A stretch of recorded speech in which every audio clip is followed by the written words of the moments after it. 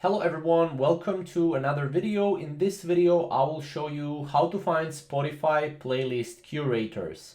Now, to find playlist curators, first you have to search for a playlist. So let's search for one playlist. So let's type best of Drake.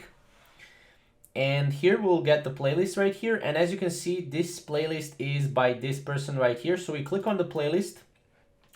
We'll just mute this for now. If it plays, and then here we can click on the person, right? And then here, as you can see, we can see that she has been doing a lot of playlists right here, and we can see all of her playlists right here, as well as the followers and following right here. We can click on the followers as well. And yeah, this is basically a Spotify playlist curator.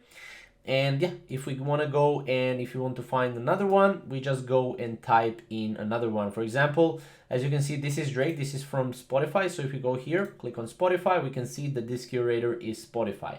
So that's basically how to find Spotify playlist curators. If you want to know more about Spotify, how it works, how you can use it, all the features, we are posting 10 videos a day about Spotify in the next upcoming weeks. So definitely subscribe to our channel and we'll see you in the next video. Thank you guys for watching.